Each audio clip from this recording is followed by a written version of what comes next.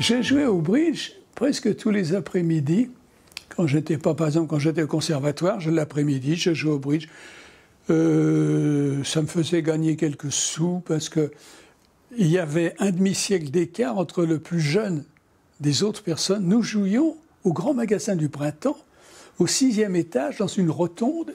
À partir de 14h30, il y avait le bridge. Je suis venu, je ne sais plus comment, là. Et je me suis entré timidement, etc. Oui, j'ai commencé à faire le 4e. Et puis, il y avait parmi les personnes avec qui nous jouions une dame que les autres n'aimaient pas comme partenaire. Elle était affligée d'une paralysie du larynx.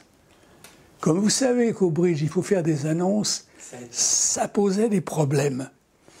Alors, il ne se battait pas pour jouer avec elle, il prétendait que, si bien que moi qui arrivais vraiment le dernier, j'ai souvent eu cette dame comme partenaire et évidemment, il y avait des quiproquos comme ça.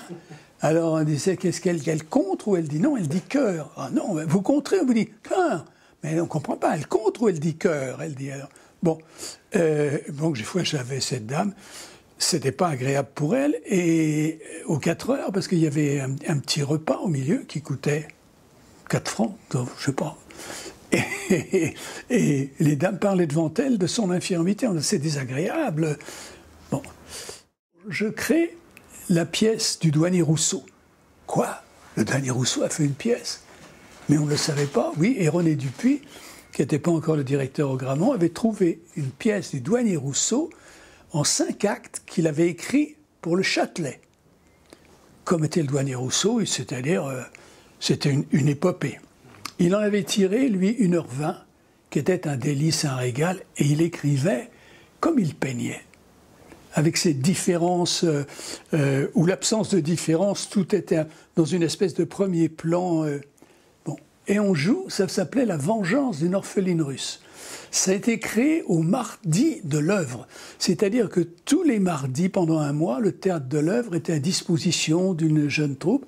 Et René Dupuis avait donc choisi cette pièce. Et je jouais le personnage masculin essentiel, le vil séducteur. Et je ne disais à personne, au bridge, j'étais étudiant. Pop, pop, que voilà pas un monsieur qui s'appelait Monsieur Wolf vient au théâtre un jour, il voit la douanier Rousseau, la pièce de douanier Rousseau, il dit c'est pas possible. C'est lui qui m'a raconté ça. Il me dit c'est pas possible. Je me dis mais c'est pas. Mais non, c'est la même voix, c'est ce garçon qui, etc.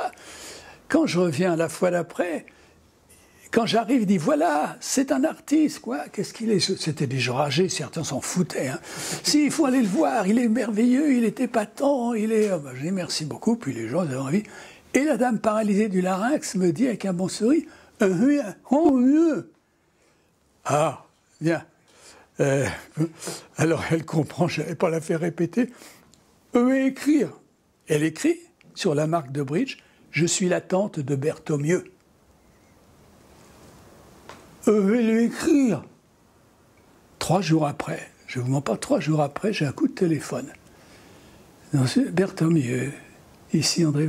Est-ce que je pourrais parler à Louvel? Oui, c'est moi, monsieur Berthomieux. Ah, vous êtes un jeune homme bien élevé. Moi, oui, ça me fait plaisir, mais pourquoi dites-vous ça? Parce que vous jouez avec ma tante au bridge au printemps? Oui. Alors moi, je vous appelle, est-ce que vous voudriez jouer dans mon prochain film? Saisi. Parce que je dis... Berthomieux, c'était quand même un grand réalisateur. Absolument, absolument. Mais je lui dis, mais oui, bien sûr, avec plaisir, etc. Et voilà comment j'ai tourné ce film. Grâce à la tata d'André Berthomieux. Grâce à la tante de Berthomieux et à ma bonne éducation, bien entendu. Et c'est comme ça que j'ai commencé.